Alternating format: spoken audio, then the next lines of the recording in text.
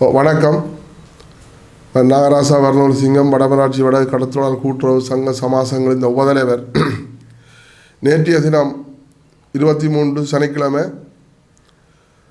எங்கள் இந்த கடத்தொழில் புதிய அமைச்சர் சந்திரசேகர் அவர்களை சந்தித்து நாங்கள் 4 மாவட்டக்காரரும் எங்கள் இந்த கடத்தொழில் சம்பந்தமான பிரச்சனைகளை கலைச்சினாங்கள். அந்த அடிப்படையில் நாங்கள் முதலாவதாக 4 மாவட்டம் சேர்ந்து எடுத்த ஒரு முடிவான தீர்மானம் உண்டு. அதில் எங்களது வடக்கு மாகாணத்தில் முதல் செய்ய வேண்டிய தீர்மானங்கள் ஒரு மகஜராக எடுக்கப்பட்டு அவர்கிட்ட கையளிக்கப்பட்டது. அப்போ அந்த அடிப்படையில் நான் அவரை கேட்டுக்கொண்டது முதல் இங்கே தடை செய்யப்பட்ட தொழில்கள் 96ஆம் ஆண்டு சட்டத்திலே அரசாங்கத்தாலேயே தடை செய்யப்பட்ட தொழில்கள் 16 தொழில்கள் இருக்குது. அந்த தடை செய்யப்பட்ட தொழில்களை ஒவ்வொரு அமைச்சரும் கிடப்பில் போடுறார்களே தவிர அதை நடைமுறைப்படுத்துறதுக்கு ஒருத்தருக்கும் திராணி இல்லை என்று. அப்போ நீங்கள் வந்திருக்கிறீர்கள், இதை உடனடியாக இந்த 96ஆம் ஆண்டு சட்டத்தை நடைமுறைப்படுத்தி அடுத்தது இந்த சுருக்கு வேலை இந்திய நிறுவப்படாக எல்லாம் தாண்டாமல் தடுத்து நிறுத்த விடணும்னு சொல்லி அவரை கேட்டுக்கொண்டதும். அடுத்தது எங்கள் இந்த இப்போ என்னடா தென்னிலங்கையிலிருந்து வெளி மாவட்டங்களிலிருந்து இங்கே சட்டவிரோதமான தொழில் ஏனென்று சொன்னால் ஒரு 500-600க்கு மேற்பட்ட படகுகள் குடாரப்பூ இந்த சைடில் இருந்து கொண்டு இரவிரவாக எங்கள் இந்த தொழிலாளிகள் இந்த விலைகளை வெட்டுறதும் தாங்கள் சட்டவிரோதமான தொழிலை செய்து கொண்டு எங்களோட தொழில்களை அழித்து எங்களது வாழ்வாதாரத்தையும் அழித்து அடுத்தது போத வஸ்து கடத்துகிற நடவடிக்கையிலையும் இவர்கள் ஈடுபடுறாங்க. ஏற்கனவே ஒரு படம் கொண்டு இந்தியாவில் பிடிபட்டும் இருக்குது, வெளி மாவட்டக்காரன் படம் கொண்டு இந்தியாவில் பிடிபட்டும் இருக்குது.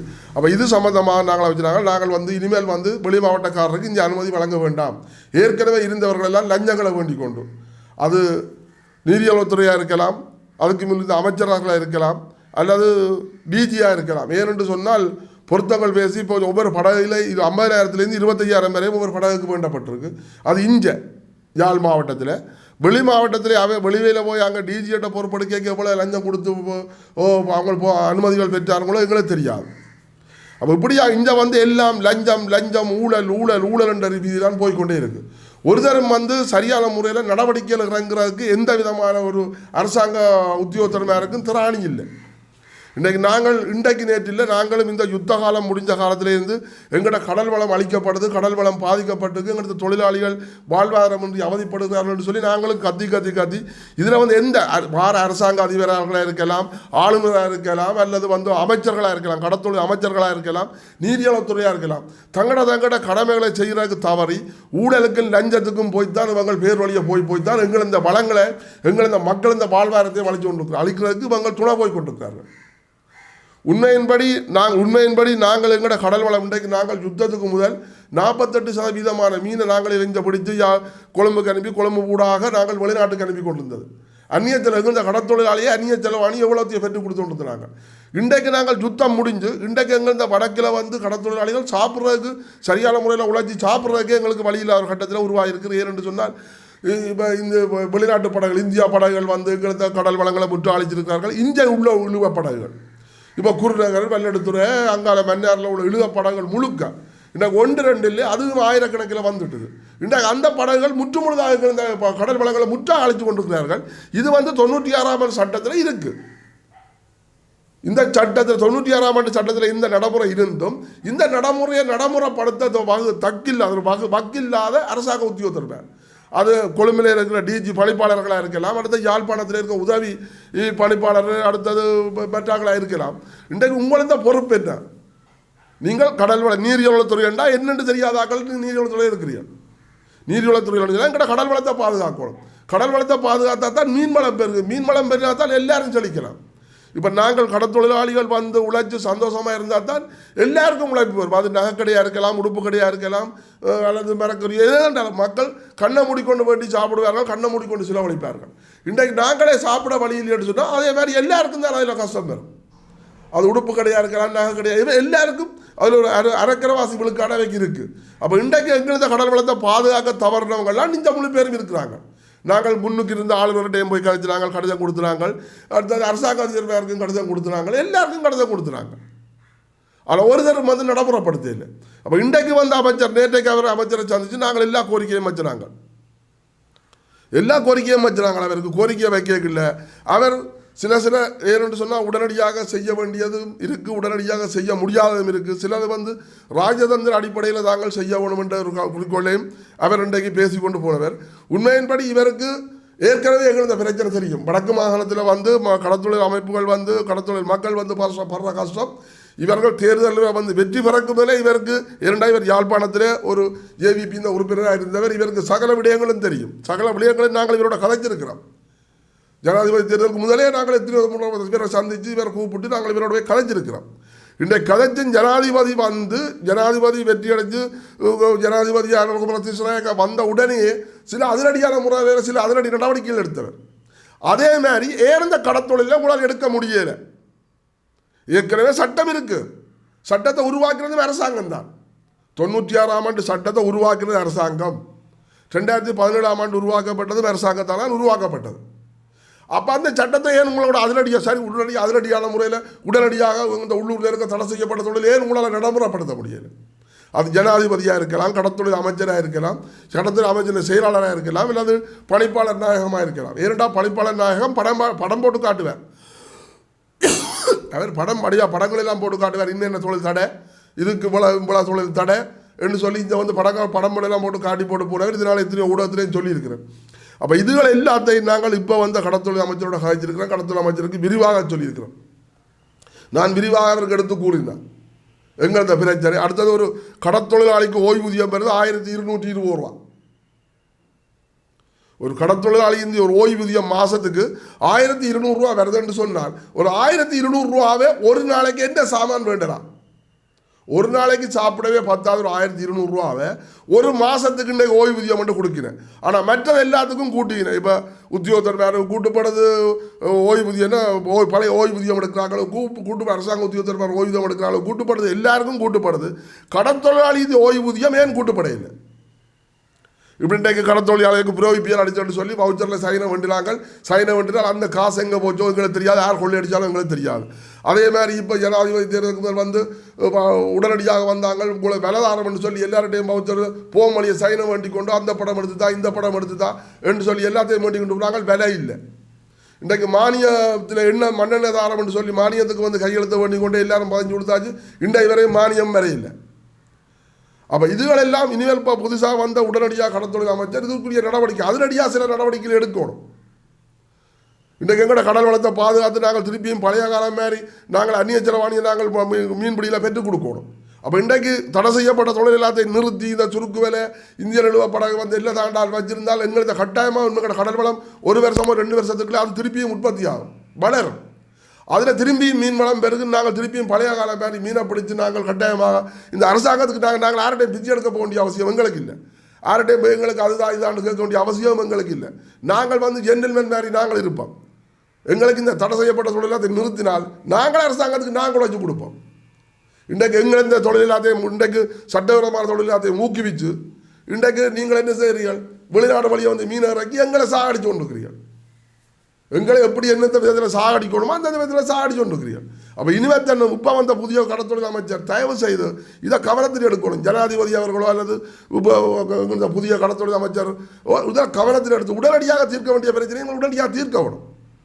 சில பிரச்சனை அது வெளிநாட்டு பிரச்சனை இந்தியா பிரச்சனைன்னு சொன்னால் அது நீங்கள் 2 அரசாங்கம் பேசணும், மீனவர் மட்டத்தில் பேசணும். அது வந்து ராஜதந்திரம் நீங்கள் பேசுகிறீங்களோ ராஜதந்திரம் இல்லாமல் பேசுகிறீங்களோ அது எங்களுக்கு தெரியாது. ஆனால் சட்டத்தில் இருக்கிற இப்போ 16 தொழில் தடைகள் சட்டத்தில் இருக்கிற தடை உடனடியாக நடவடிக்கை எடுக்கணும். நீங்கள் அதிரடியான முறையில் உடனடியாக அதுக்குரிய நடவடிக்கை எடுக்கணும். அடுத்த இந்த வெளிநாட்டில் உண்மையாக வெளி மாவட்டங்களில் இந்த வார மீனவருக்கு நீங்கள் அனுமதி வழங்கக்கூடாது. இங்கே வந்து அவர்கள் வந்து ஏனென்றால் இப்போ நாங்கள் போய் அங்கே வெளி மாவட்டங்களில் போய் நாங்கள் தொழில் செய்ய அனுமதிப்பாங்களோ? நாங்கள் போய் காலியில் வேறு இடங்களில் போய் கதை கேட்காமல் சொல்கிறாங்க தாங்கள் ஒரு போலும் ஒரு தடவை இந்தியா அனுமதிக்க மாட்டோம்னு சொல்லி. அப்போ நீங்களே இந்தியா அனுப்புறீர்கள். நீங்கள் லஞ்சங்களை வேண்டிக் கொண்டு லஞ்சங்களை கோடிக்கணக்கில் லஞ்சங்களை வேண்டிக் கொண்டு இந்தியா அனுப்புறீர்கள். அது 1-2 போட்டில் 500-600 போட்டுகளை அனுப்புறீர்கள். ஒவ்வொரு போட்டில் 3-4 பேர் அவ்வளோ பேர் லைட்டோட கடலில் இறங்குறாங்க. அப்போ இந்த கடல் எப்படி இருக்கும்? இந்த கடல் எப்படி இருக்கும்? அப்போ இதுகளுக்கு எல்லாமே யார் துணை போகிறது? அங்கே டிஜி ஓமெண்ட்டோட இங்கே உள்ள பணிப்பாளர் இவர் இங்கே உள்ள உதவி பணிப்பாளர் அவர் கிறுக்கி போட்டு அவர் போகிறார். ஏன்டா இதற்கு அங்கே எடுத்து சொல்ல தெரியாது. இவருக்கு கடத்தங்களே இருப்பார். இன்னென்ன தொழிலாளர் தடை, இந்த தொழிலாளர் இந்த கடல் வளம் பாதிக்கப்படுது, இதால் அவங்ககிட்ட மக்கள் வாழ்வாதாரம் என்று அவதிப்படுகிறார்கள். 2 பேருக்கு இங்கே அறிக்கை கொடுக்க தெரியாது. ஒரு அறிக்கை எடுத்து கொடுக்கணும் பார்ப்போம் இருக்கா? இந்த நீர்வளத்துறையால ஒரு அறிக்கை அங்கே டிஜிக்கு அனுப்பினு சொல்லி சரித்திரமே இருக்காது.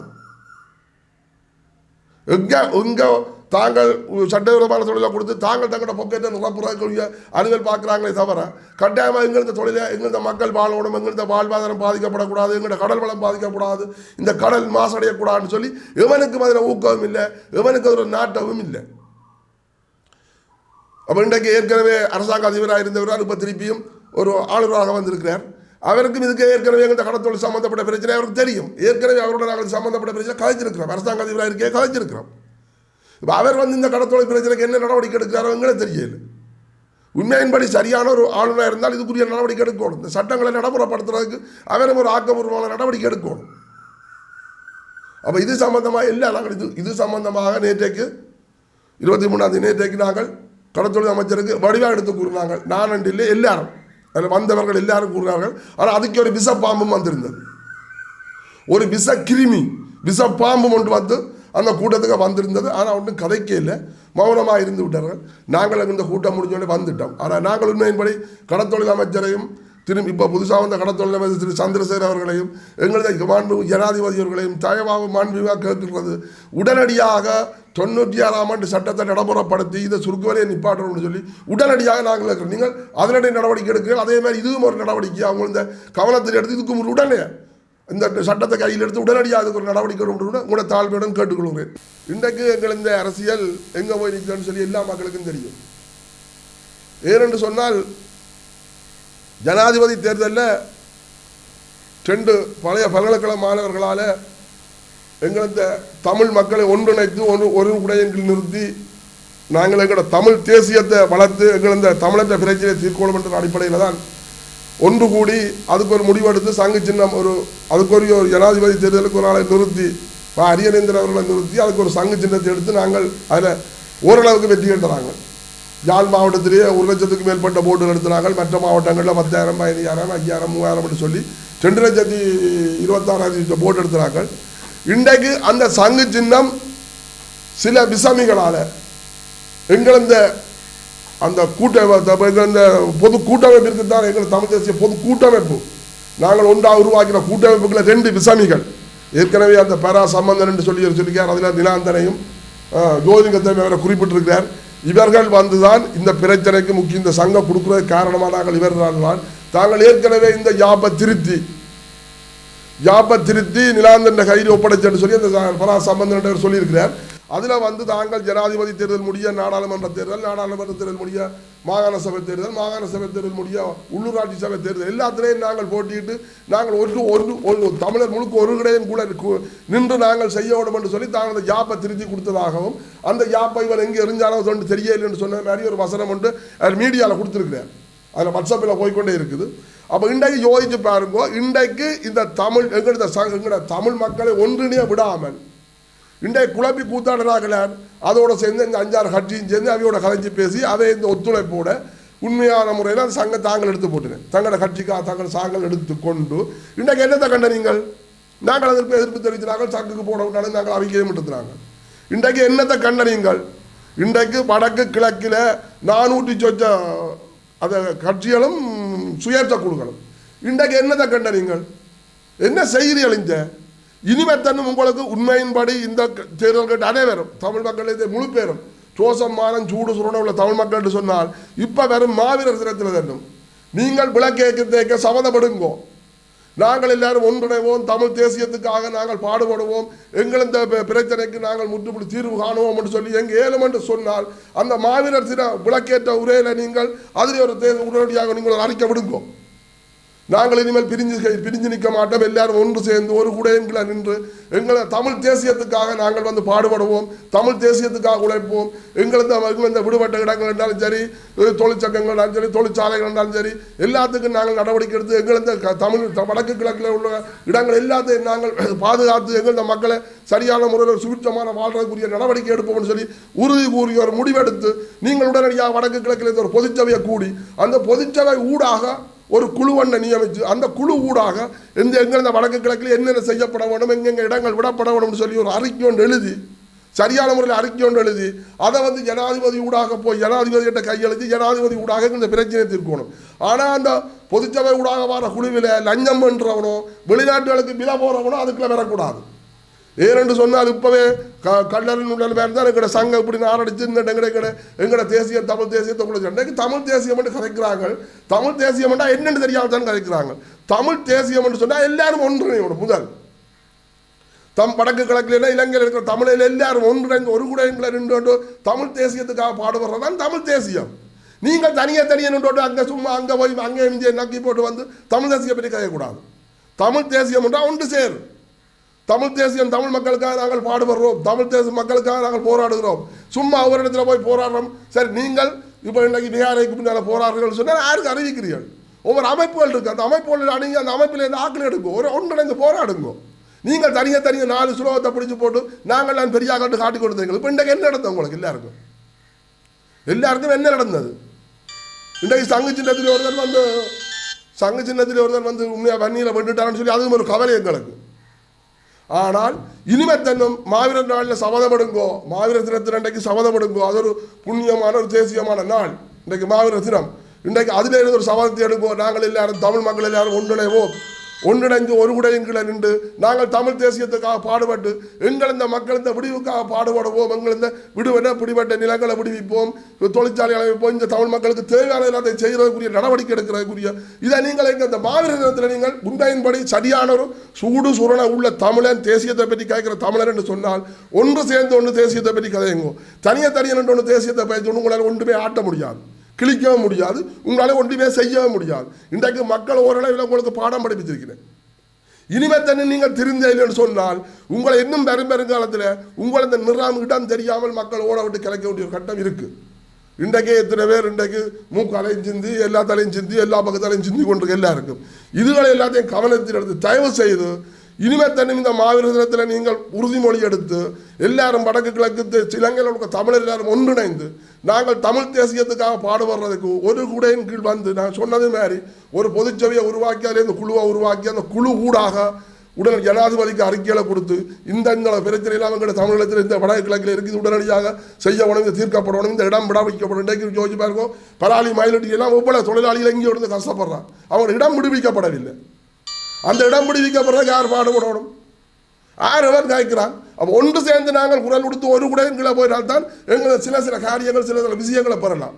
தயவு செய்து இதைத்தான் இனிமேல் தட்டும் இந்த மாவீரத்தோட தயவு செய்து எல்லாரும் உறுதிமொழி எடுத்து எல்லாரும் ஒன்றிணையோடும் என்று சொல்லி தயவு செய்து நான் எல்லாருடைய தாழ்மையாக என்னென்றால் எங்கள் இந்த கடத்தொழில் சம்பந்தப்பட்ட பிரச்சனை முதல் தென்னிலங்கையில் உள்ள சிங்கள கடத்தொழில் அமைச்சர்கள் இருக்கும் வரையும் எங்களுக்கு எந்த விதமான பிரச்சனையும் இல்லை. நாங்கள் 150 விதமான பிரச்சனை தானே அவர்களோட பேசி எங்களோட பிரச்சனையை தீர்த்து நாங்கள் ஓரளவில் தொழிற்சது கொண்டு நாங்கள்.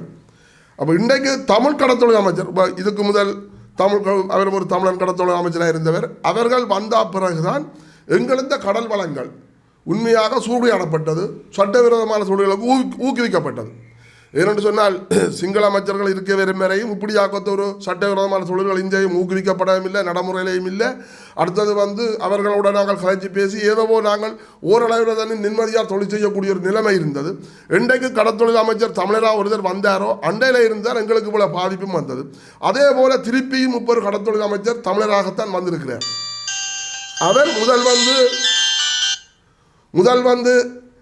முதல் இருந்த கடத்தொழில் தமிழமைச்சர் மாதிரி இவர் அதுக்குரிய சட்டங்களையும் நடவடிக்கைகளையும் பார்த்து அதுக்குரிய ஊழல் நடவடிக்கைகளை கையில் எடுத்து எங்கள் இந்த பிரச்சனைகளை தீர்க்க முன்வர வேணும். ஏனென்று சொன்னால் முதல் இருந்த தமிழமைச்சரோ அல்லது முதல் இருந்த அரசாங்கம் மாதிரி இல்லாமல் இப்போ இன்றைக்கு நீங்கள் மக்களை சந்தித்து இன்றைக்கு மக்கள் மத்தியில் வந்திருக்கிறீர்கள். இன்றைக்கு ஒரு மாற்றத்தை கொண்டு வரணும்னு சொல்லி ஒரு மாற்றத்தை கொண்டு வந்திருக்கிறீர்கள். அதே மாதிரி இன்றைக்கு கடத்தொழிலே ஒரு மாற்றத்தை கொண்டு வந்து உடனடியாக இந்த சட்டவிரோத தொழில்களுக்கு நடவடிக்கை எடுக்கணும்.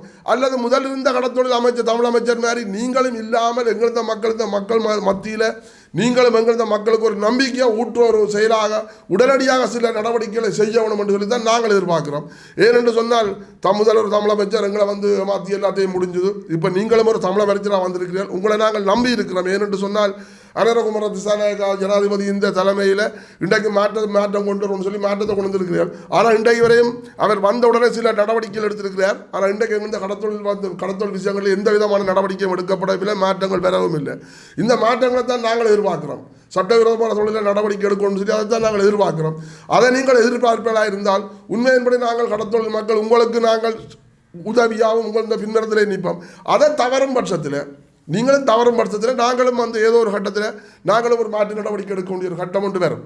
அது தயவு செய்து இப்போ வந்த கடல்துறை அமைச்சர் தயவு செய்து எல்லாத்தையும் கவனத்தில் எடுத்து இதான் நடவடிக்கை எடுக்கணும். இன்றைக்கு இந்தியா இழுவப்படாது, நாங்கள் வந்து இந்தியா இழுவப்படாது தொப்புள் கொடி உறவுன்னு தான் சொல்கிறோம். இன்றைக்கு இந்த இந்தியா இழுவப்படாதுக்கு முதல் வந்து எங்கட இடங்களில் இருக்கிற உள்ளூர் இழுவப்படாத களையோடும். நாங்கள் எங்கெடுத்த இடத்துல இருக்கிற உள்ளூர் இழுவப்படாது, அதுவும் சட்டவிரோதமான தொழில் அதுகளை வச்சுக்கொண்டு நாங்கள் இந்தியாக்காரோட கத்தி கொண்டிருக்கோம். இந்தியாக்காரன் செய்கிறது அதை விட கேவலமான செயல். ஏன்னு சொன்னால் இந்தியாவுக்கு நான் இப்போ ஒரு கிழமைக்கு முதலும் அறிக்கப்பட்டிருந்தேன். நான் இன்றைக்கு 18-19 வந்து இந்தியாக்கள வேலைகளை எல்லாத்தையும் பற்றி 4 கிலோமீட்டருக்கு வந்து வேலைகளை பட்டிக்கொண்டு போயிட்டார்கள். அது சம்பந்தமாக நாங்கள் எல்லாருக்கும் நாங்கள் அறிவித்திருந்தாங்க. இன்றைக்கு வந்து அவர்கள் சட்டவிரோதமாக வந்து எங்களுடைய எல்லைக்குள்ளே வந்து எங்களுடைய கரைக்குள்ளே வந்து மீன் பிடிக்கல, எங்களுடைய இலங்கை கடற்படை பிடிக்க போயக்கில்லை, அவர்களுக்கு சுடுதண்ணியால் ஊற்றுறது, அடுத்தது கரைக்கு போடுற தூள் அந்த மிளகாய் தூளை கரைச்சி அவர்களுக்கு ஊற்றுறது, இப்படியாக ஒருத்தர் கேவலமான வேலையை வந்து இந்த இழுவப்படையில் வார விசப்படையில் வார மீனவர்கள் செய்கிறார்கள். இன்றைக்கு வந்து அவைகளை வந்து பிடிபட்டும் இன்றைக்கு ஒரு 14 நாள் சட்டத்திலேயோ அல்லது அடுத்த சட்டத்திலேயோ இன்றைக்கு விடுதலை செய்யப்படுது. ஆனால் உண்மையின்படி இவர் இப்படி செய்த ஆக்களுக்கு தான் இன்றைக்கு திருப்பி வழக்கு போட்டிருக்கு. சுடுதண்ணியால் ஊத்துறாக்கள், அடுத்தது கரைக்கு போடுற மிளகாய் தூளை கரைச்சி ஊத்துறாங்களுக்கு நடவடிக்கை போட்டிருக்கு. இப்படியா நாங்கள் இப்போ தொப்புள் கொடி உறவுன்னு சொல்கிறோம். இப்படியாக இந்த கேவலமான வேலையை செய்கிறார் இந்த இழுவமடி விசப்படகார். இன்றைக்கு இழுவமடி விசப்படத்தை செய்து கொண்டு பிறகு அங்கே ஒரு பொய்யான வசனம், நாங்கள் எங்கள் எல்லைக்கு தான் தொழில் பார்த்துறோம், எங்களுக்கு எல்லைக்கு தான் நாங்கள் தொழில் பார்க்குறோம், எங்களை வந்து வில்லண்டமான முறையில் வந்து இலங்கை கடற்படை பிடிக்குது கைது செய்யுதுன்னு சொல்லி இது அப்பட்டமான போய் உங்களுக்கு நான் ஏற்கனவே அறிவிக்கப்பட்டிருக்கேன். நீங்கள் அப்படி சொன்னால் உங்களோட கடற்படை அனுப்புங்க. உங்களை இந்த இழுவமடி கூட விசப்படை இழுவமடி தொழிலாளர் எங்கே போய் தொழில் செய்கிறேன், எந்த எல்லையக்க தொழில் செய்யணும்னு சொல்லி நீங்கள் கண்காணிக்கிறதுக்கு உங்களோட படையை அனுப்புங்க. ஏன்னா அது உங்களால் செய்ய முடியலை. அவர்கள் வந்து பொய்யான வசனத்தை சொல்கிறாடி நீங்கள் நம்பிக்கொண்டிருக்கீர்கள். அது தமிழ்நாட்டு கௌரவ முதலமைச்சர் ஸ்டாலின் ஐயா அவர்களும் சரி, மீன்வாரியல் துறை அமைச்சரும் சரி, நீங்கள் அதை நம்பிக்கொண்டான் இருக்கிறீர்கள். நாங்களால சொல்கிறோம் திருப்பி நீ கூட கடற்படை எங்கே அனுப்புங்க, இது எங்கே எந்த எல்லையக்க தொலைச்சின்னு சொல்லி நீங்கள் உங்களால் பிடிக்க முடியும். நீங்கள் உலகத்திலேயே வல்லரசு நாடு 3, 4, 5 வல்லரசு நாடுன்னு சொல்லி நீங்கள் பரதட்டி கொண்டு இருக்கிறீர்கள். அப்போ ஏன் இதை உங்களால் நடவடிக்கை எடுக்க முடியலை, இதுக்குரிய சட்டத்தை நடைமுறைப்படுத்த முடியலை. ஏற்கனவே உங்கள்கிட்ட 2018 ஆண்டு சட்டம் ஒன்று இருக்குது, 2016 ஆண்டு சட்டம் ஒன்று இருக்குது. அந்த சட்டத்தை உங்களால் நடைமுறைப்படுத்த இல்லை. ஏன்னா டெல்லியில் இருக்குத்தான், எடுத்து பாருங்க, தூசி தட்டி பாருங்க, எடுத்து பாருங்க வெறும் அதை நீங்கள் நடைமுறைப்படுத்துங்கோ. அடுத்து நீங்கள் எல்லா பிடிகளையும் விட்டுக்கொண்டு இங்கே வந்து இலங்கை கடற்படை அதை செய்து இதை செய்து சொல்லி பொய்யான வசனங்களை பேசாதீங்க தயவு செய்து. இதுக்கு உடனடியாக நீங்கள் இந்தியா அந்த தமிழ்நாட்டு முதலமைச்சர் ஸ்டாலின் அவர்கள் உடனடியாக இதுக்கு நடவடிக்கை எடுக்கணும், மீன்வளத்துறையாக நடவடிக்கை எடுக்கணும். நீங்கள் நடவடிக்கை எடுக்க தவறும் பட்சத்தில் இப்படியாக பிரச்சனைகள் வருது. உங்களோட கடற்படை என்ன செய்யுது, ஏன் உங்களோட கடற்படையை 2-3 கடற்படையை விட்டால் தெரியும் தானே இந்த படகுகள் எங்கே போகுது, தீவிரத்துக்கு எங்கே போகுது, இந்தியாவில் காங்கிரஸ் சுந்தர பருத்தித்துறை கடலுக்கு எங்கே வருது, 2 ஏர் உங்களால் கண்காணிக்க முடியலை. அப்போ நீங்களே மேலே துணை போடுற மாதிரி தானே இருக்குது. நீங்கள் சேர்ந்து மூடி மறைத்து நீங்களே மேலே துணை போடுற மாதிரி தான் இருக்குது. இதுகளுக்குரிய நடவடிக்கைகள் நீங்கள் தான் எடுக்கணும் தயவு செய்து. இப்போ இன்றைக்கு எங்கள் சமாசங்கள் சம்மேளனங்கள் இன்றைக்கு எல்லாம் ஒரு புனரமைப்பு இல்லாமல் சரியான முறையில் ஒரு இயங்கு நிலை இல்லாமல் இன்றைக்கு சிதறடிக்கப்பட்டிருக்கு. அது முதல் இருந்த கடத்தொழில் அமைச்சர் தண்ட நோக்கத்துக்காக சில விஷயங்களை செய்தார். அதுக்கு உதவி போனது வந்து ஏசி யாழ் மாவட்ட கூட்டுறவு உதவி ஆணையாளர் ஒரு கடத்தொழில் அமைச்சரோட சேர்ந்து நின்று கொண்டு எங்களது சம்மேளன சமாசங்களை பிரித்து கூத்தாடி இன்றைக்கு ஒரு நியமனம் என்ற போர்வையில் அந்த கட்சி இந்த ஆக்களை போட்டு வச்சுக்கொண்டு இன்றைக்கு எந்த விதமான செயற்பாடும் இல்லாமல் இன்றைக்கு சம்மேளன சமாசங்கள் எல்லாம் சிதைஞ்சு போய் ஒரு மக்களை கூட்டி சேர்த்து நடவடிக்கை எடுக்கலாம் ஒரு கட்டத்தில் கிடக்கு. இன்றைக்கு நாங்கள் 2023 ஆண்டு தை மாதம் நாங்கள் 3ஆம் தேதி வெளியேறினாங்க சம்மேளனத்திலிருந்து. அதுவரையும் அந்த படகு சம்மேளனத்துக்குரிய பல நாட்களன் ஆழ்கடல் மீன்பிடி படகு வந்து நாங்கள் ஒரு சம்பளத்துக்கு ஒரு ஆளை கொடுத்து மாதம் 3000 ரூபா கொடுத்து அந்த படகில் வர தண்ணியை வெளியே அடித்து இன்ஜினை ஸ்டார்ட் பண்ணி இந்த பராமரிப்பில் இருந்தது. அதுக்கு பிறகு அந்த படகு இந்த நிலைமை என்னென்னு தெரியாது. இப்போ போய் பார்த்தா அந்த படகு ஒத்தி கவுண்ட சரிந்தபடியே கிடக்கு. இதுக்கு வந்து ஏசி தான் பதில் சொல்ல வேணும். உண்மையின்படி கூட்டுறவு திணைக்களத்தின் உதவி ஆணையாளர் ஏசி வந்து இந்த படகுக்கு பதில் சொல்லி அது இந்த நட்டகடு எல்லாம் ஏசி தான் கொடுக்கணும். ஏனென்று சொன்னால் ஒரு சம்மேளனத்தில் இருக்கிற ஆக்களை வெளியேற்றணும் என்று சொன்னால் உண்மையின்படி அதுக்கு ஒரு ஜனநாயக முறைப்படி அதுக்கு ஒரு உண்மையாக கூட்டத்தை போட்டு புதிய நிர்வாகத்தை தெரிவு செய்து பழைய நிர்வாகத்திட்ட பொறுப்பை ஏற்று அதுக்கு பிறகுதான் அந்த நிர்வாகம் இயங்கணும். எங்களுக்கு தெரியாமல் எங்களுக்கு சொல்லாமல் எங்களுக்கு தெரியாமல் சில கட்சி அரசியல் கட்சி இந்த சொல்ல கேட்டுக்கொண்டு நியமனத்தை போட்டு இன்றைக்கு எங்களை வெளியேற்றின ஏசி இன்றைக்கு இந்த படகுக்கு பதில் சொல்லி ஆகணும். 2 கோடி ரூபா அந்த படகு இப்போதை விலைக்கு 3 கோடி வரும். அந்த படகு இந்த பெறுமதி வந்து இந்த ஏசி தான் கட்டணும். இந்த ஏசி தான் இதுக்குரிய பொறுப்பு. இதுக்குரிய நடவடிக்கை எல்லாம் வந்து இது வந்து யாழ் மாவட்ட கடத்தொழில் மக்களின் சொத்து. யாழ் மாவட்ட கடத்தொழில் மக்களின் சொத்து. இன்றைக்கு மக்களின் சொத்து இன்றைக்கு அனாதையாக போய் ஒரு இடத்துல சரிஞ்சபடி கிடக்கட்டு சொல்லி அங்கே மக்கள் சொல்லி கொண்டிருக்கிறார்கள். நான் போய் பார்க்கல, அங்கே உள்ள மக்கள் சொல்கிறார்கள் இப்படியே இந்த படகு கிடந்து இந்த படகுல எல்லாரும் போகிறான் வாரான்னு இருக்கிறான் என்ன செய்கிறாங்களோ தெரியல. இந்த படகு நாங்கள் அதுக்கு எங்களுக்கு சம்மந்தம் இல்லை. நாங்கள் 2003 தை மாதம் 3ஆம் தேதியோடு நாங்கள் வெளியேறிட்டோம். அதுக்கு பிறகு அதை வந்து நாம் பொறுப்பு வந்து ஏசி தான், கூட்டுறவுத்துறைகள் இருந்த உதவியாளர் ஏசி தான் அதுக்கு பொறுப்பு என்று சொல்லியிருக்கலாம். அப்போ இப்போ வந்த புதுசாக வந்த கடத்தொழில் அமைச்சர் இதுகளை கவனத்தில் எடுத்து இதுக்குரிய நடவடிக்கை எடுத்து அது ஏசியாக இருக்கலாம், நீர்வளத்துறை ஏடியாக இருக்கலாம், யாராக இருந்தாலும் இதுக்குரிய நடவடிக்கை எடுத்து உடனடியாக சங்கங்கள்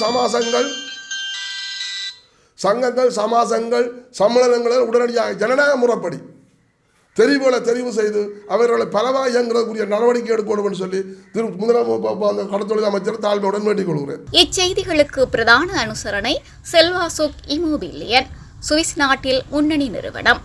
தொடர்புகளுக்கு 07951464228. வீடு வாங்க, வீடு கட்ட, வீடு திருத்த மற்றும் வீட்டுக்கடன். Your future, our vision. இது போன்ற மேலும் பல முக்கிய சுவாரஸ்யமான செய்திகளை அறிந்து கொள்ள லங்காஃபோ யூடியூப் சேனலை சப்ஸ்கிரைப் பண்ணுங்கள். எமது செய்திகள் உடனடியாக கிடைக்க பெல் பட்டனை அழுத்துங்கள். அத்தோடு எமது செய்திகளை மற்றவர்களும் பார்வையிட ஷேர் செய்யுங்கள். நன்றி.